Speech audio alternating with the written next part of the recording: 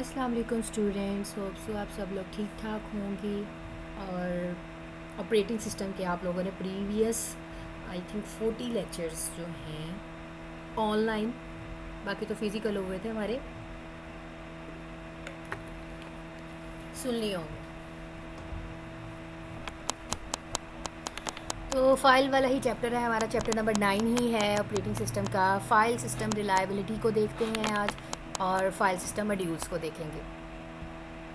File system reliability, reliable, tolerance reliable है, ठीक है, वो एग्जांपल है इसकी। मतलब रिलायबिलिटी की एग्जांपल बताइए कि पायदार होनी चाहिए आपकी फ़ाइल सिस्टम में। पायदारी कैसे होती है इसमें भाई?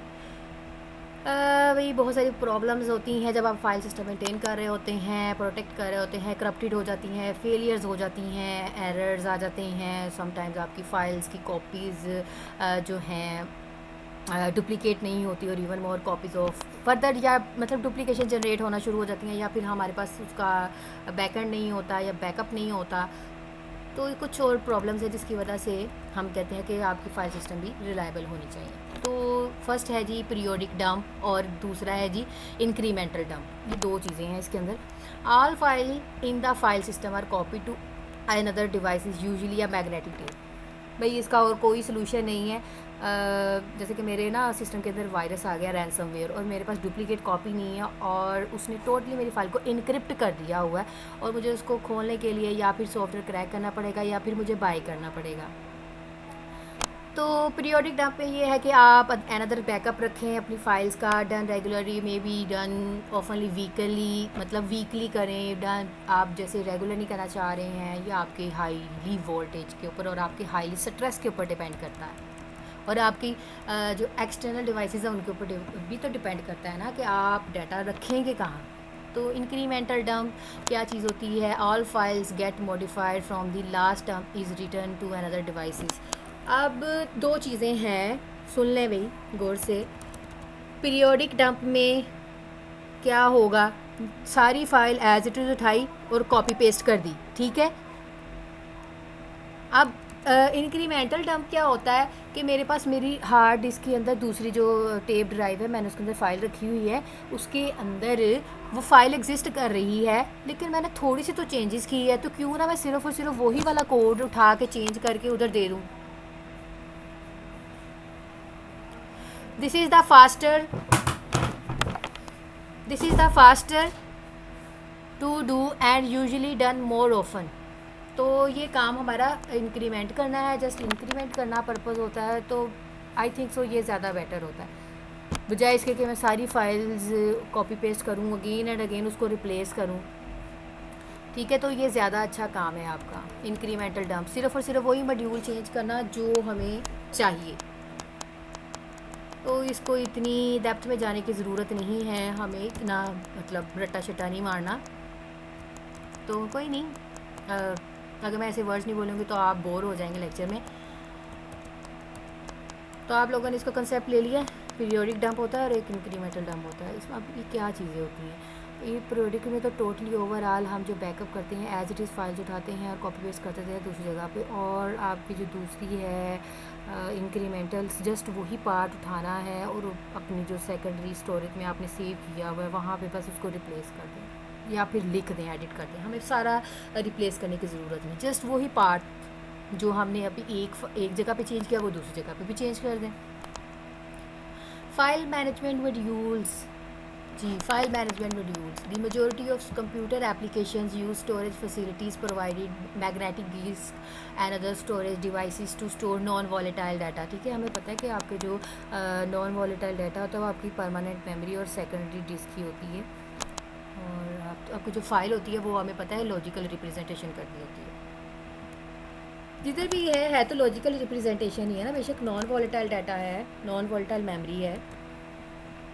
File management modules is the operating system component at manages all file secondary storage. तो यहाँ पे आपके 3 फंक्शंस हैं आपकी फाइल मैनेजमेंट मॉड्यूल्स के। It provides a means of organising and accessing files in inconvenient way आप जो भी अपनी ऑर्गेनाइजेशन की फ़ाइल है उसको किस तरह सेट कर रहे हैं, किस कन्वीनियंट वे में इसको डिज़ाइन कर रहे हैं। Perform automatic management of secondary memory space, कि आप मतलब जो भी मेमोरी मैनेजमेंट स्पेस है उसको क्या ऑटोमेटिकली जनरेट किया हुआ है, ठीक है। मतलब कि सेकेंडरी स्टोरेज के बारे में है ये फंक्शंस कि इसका यूज़र के साथ कंसर्न होना चाहिए या नहीं होना चाहिए।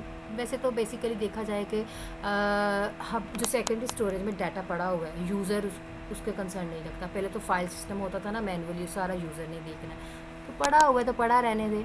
Protect the files against the system failure और एक्सेस बाय दी ऑथराइज। अब अगर जो प्रोटेक्शन दे रहे हैं हमें किससे प्रोटेक्शन देनी है, ये भी आपके सिस्टम के मॉड्यूल्स के अंदर इंक्लूड होता है कि अनऑथराइज यूज़र से हमें इसको बचाना है। तो फर्स्ट है जी, आप कैसे ऑर्गेनाइजेशन के अंदर एक्सेस करते हैं, अपनी ऑर्गेनाइजेशन को कैसे सेट करते हैं।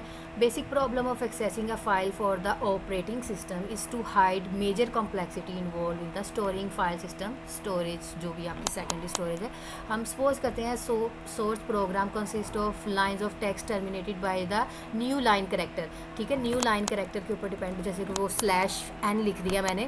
दी programmer using this file need not be concerned about how the file is held on disk। तो जो भी फाइल सिस्टम है सिंबॉलिक नेम्स etc उसके साथ भी हम रिप्रेजेंट कर रहे हैं। फाइल नोड है ये, और यहाँ पे फाइल नोड है, ये आपको जस्ट एक सिंबॉलिक विद नेम दिया, टाटा डॉट टेक्स्ट है, मतलब टेक्स्ट फाइल है, हमें पता चल रहा है। ये सारी उसकी ना प्रॉपर्टीज़ के अंदर आप देख सकते हैं, एड्रेस क्या, लेंथ क्या, एक्सेस कंट्रोल, ये सारी चीज़ें हम मैनेज कर सकते हैं। तो आप तरफ स्टार्टिंग एड्रेस दे रहे हैं, physical data refer to the data text, तो वो उसको जब ऑर्गेनाइजेशन के अंदर हम डिज़ाइन करते हैं, किसी भी फाइल को डायरेक्टरीज बना रहे हैं, उसके फाइल नोड सेट कर रहे हैं, उसका सिंबॉलिक नेम दे रहे हैं, तो इस चीज़ के बारे में गाइड है और कुछ भी नहीं है। New days operating system goes nodes it collection of all directories. हमें पता है कि आपकी जो डायरेक्टरी होती है वो लॉजिकल ग्रुप्स ऑफ फाइल्स हैं, ठीक है। अब डायरेक्टरी ये सोचने ना बैठ जाना ये डायरेक्टरीज़ क्या होती हैं। ये डायरेक्टरीज़ ये होती हैं आपकी जो माई पीसी के अंदर ये डिफरेंट आपकी डायरेक्टरीज़ हैं, ठीक है। ये लॉजिकल ही है ना, ये डिफरेंट फाइल्स ही इसमें स्टोर होंगी ना, खा वो फाइल किसी भी टाइप की हो। तो ये आपकी डायरेक्टरी ये है, तो वो जस्ट आपको बता रहे हैं, इसको हम एक्सेस करना चाह रहे हैं। फ़ाइल एक है, दूसरी है, तीसरी है, सो ऑन फाइल। कैसे भाई आपकी विंडो का सेटअप हुआ है उसके अंदर। रूट आपकी मेन फाइल है, मेन डायरेक्टरी, जैसे कि सी ड्राइव कह लें, डी ड्राइव कह लें, ई ड्राइव कह लें, कोई भी ड्राइव कह लें, उसके अंदर फिर डायरेक्टरी है, फिर उसके अंदर कोई भी फाइल रखी हुई है, तो एज अ ट्री स्ट्रक्चर ही डिफाइन होता है ना। तो मल्टीपल इसके अंदर सब सिस्टम्स इन्वॉल्व होते हैं, सिस्टम होगा, यूज़र होगा, गेम्स होगी, लाइक ये रूट। फर्दर इसके अंदर मैंने फ़ोल्डर्स बना दिए हैं। अब उस फोल्डर्स के अंदर मैं ये edit.exe रख रही हूँ, macro.dll रख रही हूँ, मतलब यूज़र की फ़ाइल रख रही हूँ, गेम्स की फ़ाइल रख रही हूँ। अब मैं ये दिखा ही देती हूँ कि कोई मुश्किल चीज़ तो है नहीं। देखो भाई, जब हम ये डी ड्राइव है, इसके ऊपर मैं क्लिक कर रही हूँ, ठीक है। अब क्लिक करने के बाद आप लोग देखें ये चीज़, ये देखें डी के बाद आपकी आई ना /। तो अब ये एक फ़ोल्डर है, इसके अंदर फर्दर मैं जा रही हूँ, अब वो इसकी देखेंगे, अब मतलब चेंजेस होती जा रही है ना। तो ये आपकी रूट टू डेस्टिनेशन सारी फ़ाइल की एलोकेशन बताई हुई है। उसके बाद आती है आपकी management of secondary memory space, के हम उसकी जो मेमोरी स्पेसेस है उसको कैसे मैनेज करेंगे। ऑर्गेनाइजेशन अपनी जो फ़ाइल की ऑर्गेनाइज है, ये ऑर्गेनाइजेशन ही मतलब फ़ाइल को कैसे सेट करना है। File data secondary storage example hard disk के अंदर ही करना है ना। डिफरेंट हमारे पास फॉर्म है, हम डायरेक्ट फाइल्स भी रख सकते हैं, हम फोल्डर्स बना के भी रख सकते हैं, हम उसको फिक्स बाइट्स भी दे सकते हैं, मल्टीपल बाइट्स, डिपेंड करता है। तो ये आपकी हार्ड डिस्क है, ये आपकी number of fix size of blocks हैं। इसके अंदर भाई मैंने फ़ोल्डर के अंदर एक फ़ाइल रखी है, इसके अंदर दूसरी रखी है, तीसरी रखी, चौथी रखी है। तो फ्रेगमेंटेशन तब अगर होती है जब हम फोल्डर्स को डिलीट तो कर देते हैं, समहाउ वो अनइंस्टॉल नहीं होते प्योरली। तो 3 मेजर टेक्निक्स होती हैं जो आपकी इस ऑर्गेनाइज फाइल के अंदर आती हैं। तो पहली है आपकी कंटीग्यूअस ब्लॉक्स। ओके जी, कंटीग्यूअस ब्लॉक्स क्या होते हैं। In this technique the file data is stored in blocks adjacent to each other. Contiguous मतलब क्या होता है, एडजेसेंट मतलब जुड़े हुए हैं एक दूसरे के साथ। The file node will point two the first block and will contain the length of the file. First block को रिप्रेजेंट करे तो उसकी लेंथ को भी रिप्रेजेंट करेगा।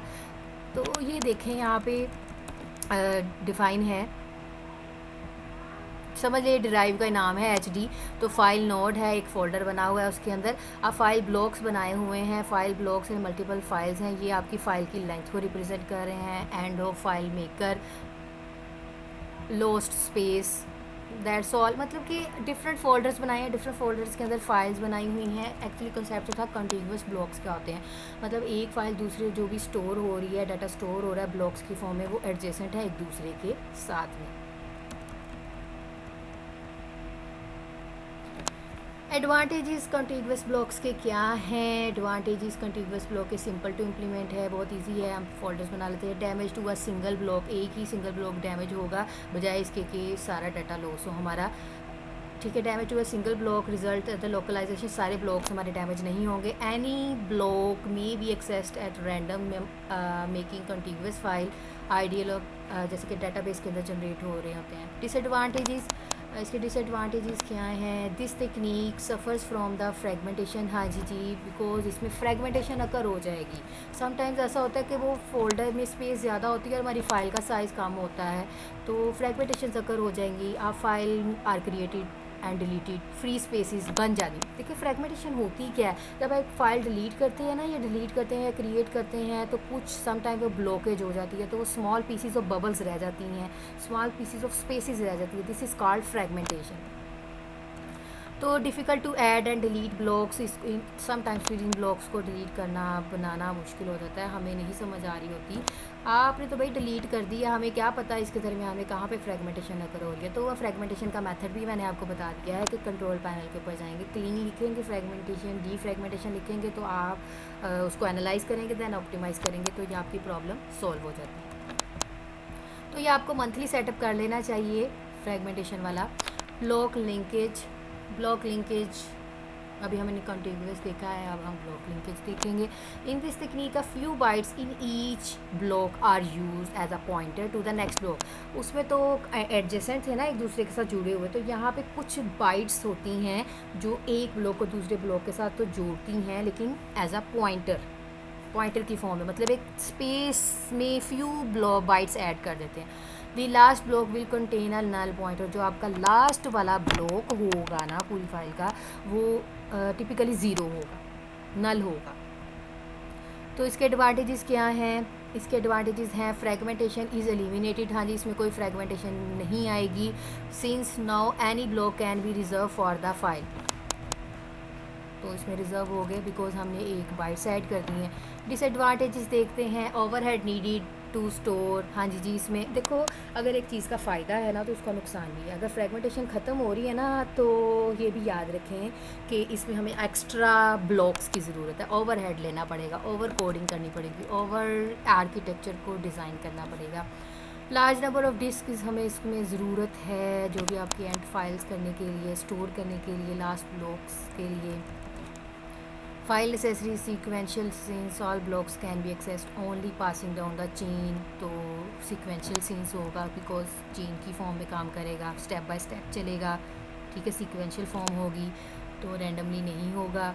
लिंकेज है ना ये, block linkage. Damage to one block can result is great data loss. तो अगर एक ब्लॉक हो गया तो वो किसको रेफ़र करेगा, तो बिकॉज ये एक दूसरे के ऊपर डिपेंडेंट है। तो ये देखें बेटा, ये जो है ना, ये आपके एक्स्ट्रा यहाँ पे ब्लॉक्स ऐड हो रहे हैं, बाइट्स की फॉर्म में एक्स्ट्रा फ्रेम्स ऐड हो रहे हैं। तो यहाँ पे तो एक्चुअली डाटा है, ये वाला एक्चुअली डाटा है, ये फ्रेम्स ऐड हो रहे हैं, और यहाँ पे एंड वाले ब्लॉक के अंदर आपका नल जो है वो ऐड होगा। Index blocking. In this technique linkage pointer for each file are stored as a separate index block. Indexing का कॉन्सेप्ट ऑलरेडी मैं आप लोगों को गाइड कर चुकी हूँ। हम एक की दे देते हैं, हम एक इंडेक्स प्रोवाइड कर देते हैं, पॉइंट प्रोवाइड कर देते हैं, ब्लॉक प्रोवाइड कर देते हैं। भाई ये तुम्हारा इंडेक्स है, तुमने अपना डाटा इसी के अंदर ही रखना है, तुम कहीं और नहीं जाओगे। तो file size larger than several index block में भी needed each one chain to the other. तो ये भी एज अ चेनिंग की फॉर्म में काम कर रहे होते हैं। The file node will point two the, लेकिन ये चीज़ याद रखिएगा, ये सिक्वेंशियल नहीं है। सॉरी, हाँ जी जी, मैंने चेनिंग की फॉर्म बताई है, तो ये सिक्वेंशियल है। हाँ जी, सिक्वेंशियल फॉर्म में ये इंडेक्सिंग है, लेकिन सिक्वेंशियल है बिकॉज इंडेक्स ब्लॉक्स आ गए। तो ये आपका ब्लॉक है, ये इंडेक्सिंग लग गई है, इंडेक्सिंग चेंजेस हो सकती हैं, लेकिन अब देखो कोई ये पता सीक्वेंशियल क्यों है, बिकॉज इसने कोई जगह ये ले ली है, इस वाले जो सेकंड वाले उसने लास्ट वाली ले ली है, तो इस फॉर्म में वो कह रहा है कि सीक्वेंशियल फॉर्म में ये काम करेगा। तो इंडेक्स ब्लॉकिंग के क्या फ़ायदे हैं? फ्रेगमेंटेशन एलिमिनेट हो रही है, ब्लॉक रिजर्व हो गए हैं, file can be access sequentially since any block can be access at random by simply specifying the name. Okay, मतलब आपकी इंडेक्सिंग में मेरा कंसेप्ट ठीक था कि हम इसमें दोनों तरह से एक्सेस कर सकते हैं, बिकॉज इंडेक्सिंग का कॉन्सेप्ट ही यही होता है कि आप इसको टैग नंबर दे दिए और जैसे मर्ज़ी अपनी फ़ाइल को एज अ सर्च की पॉइंट के ज़रिए कर सकते हैं। तो ये दोनों तरीक़ों से हो सकती है, क्योंकि इंडेक्सिंग के अंदर आपका सीक्वेंशियल और रैंडम मेथड दोनों ही आते हैं। Disadvantages of index blocks. हाँ जी, डिसएडवांटेजेस क्या है इसकी? ओवरहेड नीडेड होता है, पॉइंटर्स ब्लॉक ऐड करने होते हैं, बिकॉज अब इसमें इंडेक्सिंग भी तो लगानी होती है। तो always be loss from each index block, तो चांसेस हो सकते हैं। एडिशन और डिलीशन मिडल ब्लॉक कोई भी होता है तो आपको रीअरेंजमेंट करनी पड़ेगी। डैमेज ऑफ इंडेक्स ब्लॉक जो है वो डाटा लॉस का चांस बन सकता है, तो हमें मल्टीपल कॉपीज़ जो हैं इसकी अवॉइड करनी है। Different areas of the disk, this is the substantial overhead but it's provided a good solution। ठीक है, अगर आप ऑफन अवॉइड कर रहे हैं bye storing multiple copies of index block in different areas, तो देखें डैमेज फाइल्स हो रही हैं, तो इसका सलूशन यही है कि आप डिफरेंट मल्टीपल्स फाइल जनरेट कर लें, डिफरेंट लोकेशंस में कर लें। हाँ ठीक है भाई, आपकी मेमोरी लग रही है, आपकी स्टोरेज लग रही है, लेकिन सब्सटेंशियल ओवरहेड है, एक्स्ट्रा ओवरहेड है, लेकिन गुड सॉल्यूशन है। बेहतर है कि आप इसको फुलफ़िल करें। स्टूडेंट्स, ये थे आप लोगों के फ़ाइल सिस्टम के मॉड्यूल्स। ठीक है जी, फ़ाइल सिस्टम मॉड्यूल्स देखे हैं हमने। फ़ाइल सिस्टम की रिलायबिलिटी को देखा था मैंने, वो पीरियोडिक डंप और आपको इंक्रीमेंटल डंप जो है वो बड़े डिटेल में बता दिया, और ये भी हमने बड़े डिटेल में किया है। तो मेथड्स हैं एक्सेसिंग एंड ऑर्गेनाइजिंग। ठीक है, तो कैसे ऑर्गेनाइज़ करना होता है फ़ाइल को डायरेक्टरीज़ की फॉर्म में, हमें पता है कि कैसे ऑर्गेनाइज़ होती हैं। सिस्टम है, यूज़र्स हैं, डिफरेंट फाइल्स होती हैं, वहीं पे जनरेट होती हैं। अगर सी ड्राइव की बात कर रही हूँ, तो मैनेजमेंट सेकेंडरी मेमोरी स्पेस में हमने देखे थे ब्लॉक्स, कंटिग्यूअस ब्लॉक्स देखा जिसमें वो एडजेसेंट होते हैं एक दूसरे के साथ। ठीक है, और फिर उसके बाद हमने ब्लॉक लिंकेज देखा। सीक्वेंशियल होगा, ब्लॉक्स फॉर्म में होगा, लेकिन कुछ फ्यू बाइट्स जो हैं वो एक्स्ट्रा पॉइंटर्स की फॉर्म में, एक्स्ट्रा स्पेस की फॉर्म में ऐड कर दी जाएगी, और जो लास्ट वाला होगा आपका ब्लॉक वो नल होगा। इंडेक्स ब्लॉक्स देखे, ये दोनों मेथड से फुलफ़िल होते हैं। ठीक है, लिंकेज होते हैं, सीक्वेंशियली भी एक्सेस हो सकती है और रैंडमली भी हम इसमें एक्सेस कर सकते हैं। ओके जी स्टूडेंट्स, यहाँ तक आप लोगों का लेक्चर ख़त्म होता है। अपना बहुत सारा ख्याल रखिएगा। अल्लाह हाफ़िज़।